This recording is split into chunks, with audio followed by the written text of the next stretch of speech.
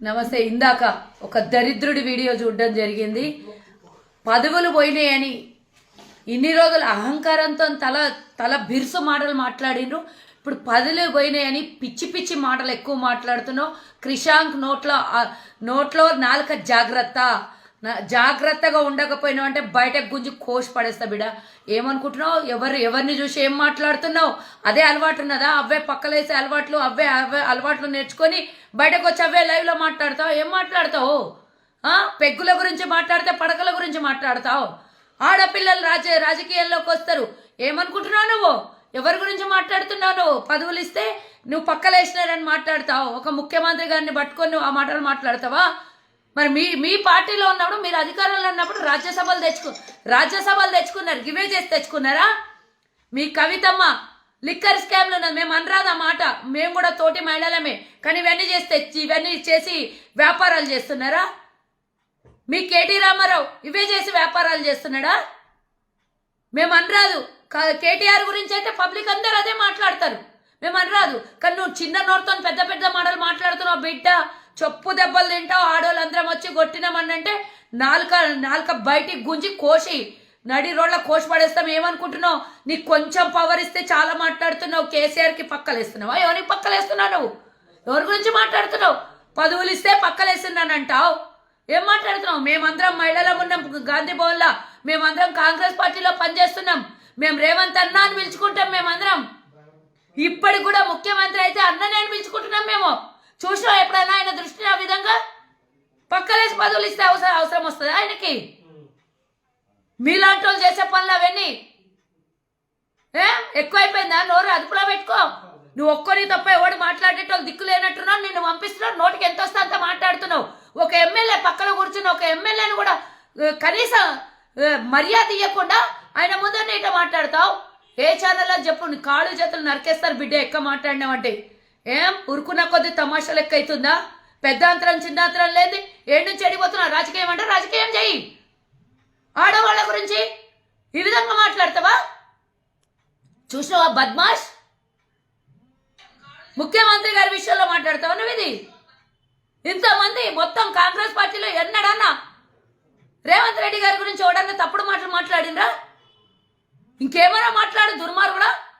నోరుంది కదా అని చెప్పి ఇట్లాంటి మాటలు మాట్లాడతావా నువ్వు? భద్రం జాగ్రత్త బిడ్డ. ఇంకొకసారి గిట ఇట్లాంటి మాటలు మా రేవంత్ అన్న అందరికి అన్న ఆయన ఎవ్వరి గురించి అన్న ఇట్లా మాట్లాడితే నీ ఆడపోయి ఆడ ప్రగతి భవన్లను ఫామ్ హౌస్లను కేటీఆర్ ఫామ్ హౌస్లా గవ్వే చేసుకున్నాడా? అట్లనే చేసి పదవులు ఇచ్చిండ్రా? మంత్రి పదవి అట్లనే వచ్చిందా కేటీఆర్కి? నీకు పదవి అట్లనే వచ్చిందా? నీ ఇంట్లో అక్క చెల్లెళ్ళు లేరు? మీ ఇంట్లో అమ్మ తల్లి తండ్రి ఎవరు భార్య బిడ్డలు లేరా? ఇట్లా మాట్లాడతావా నువ్వు?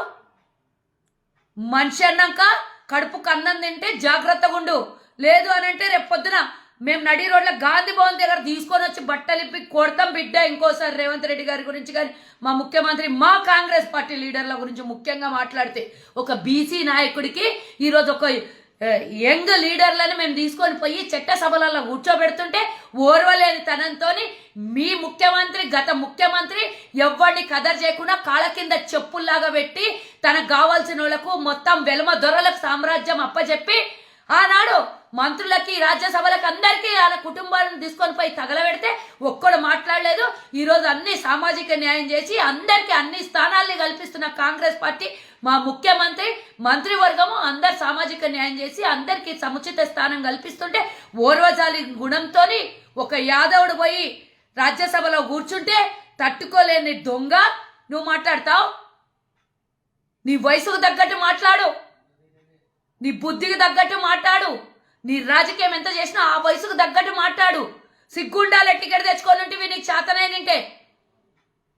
ఇవన్నీ టికెట్లు రాలేదు, నీకు ప్రభుత్వం పడిపోయింది అని ప్రెస్టేషన్లా మా నాయకుల్ని తిడితే ఖబర్దార్ బిడ్డ. రేపే నీ టీఆర్ఎస్ భవన్లో ఇంటి ముంగల్నో లేకపోతే ఆడి నుంచి దొరికితే గిట్ట గుంజుకొని వచ్చి గాంధీ భవన్ దగ్గర బట్టలిప్పి కొడతాం బిడ్డ. ఇంకా మా ముఖ్యమంత్రి గురించి ఇంకోసారి ఇట్లాంటి మాటలు మాట్లాడినావంటే ఖబర్దార్. బేషరతుగా ముఖ్యమంత్రి గారి క్షమాపణ చెప్పకపోయినా ఇసుండి మాట్లాడినందుకు నువ్వు మా అనిల్కి ముఖ్యమంత్రి గారికి ఇద్దరికి క్షమాపణ చెప్పకపోయినా, యావత్ తెలంగాణలో ఉన్న మహిళా సమాజానికి క్షమాపణ చెప్పకపోయినా అంటే తర్వాత నీ బిడ్డని పని అవుతుంది. జాగ్రత్తగా ఉండు. రేపటి నుంచి టీవీ ఛానళ్ళల్లో పోయి ఏమైనా మాట్లాడినామంటే ఆడికి వచ్చి చొప్పు దెబ్బలు తింటావు మా అందరితో వచ్చి. రేపు పొద్దున్న రారు ఏ టీవీ ఛానల్లో నన్ను ఇట్లాంటి మాటలు మాట్లాడినాక ఇంకోసారి. మళ్ళా చెప్తున్నా, క్షమాపణ చెప్పు మర్యాదగా మా ముఖ్యమంత్రి గారికి. తెలంగాణ ప్రభుత్వాన్ని అవమానించినట్టు ఈరోజు ఒక ముఖ్యమంత్రిని అవమానిస్తే చూసినవరా గాడిది నువ్వు? అన్న అని పిలుచుకునేటటువంటి మా అందరున్నారు. మేము అన్న పక్కన ఆడపిల్లలము. ఎవరిని ఉద్దేశించి మాట్లాడుతున్నారా నువ్వు? చెత్తనాయలా?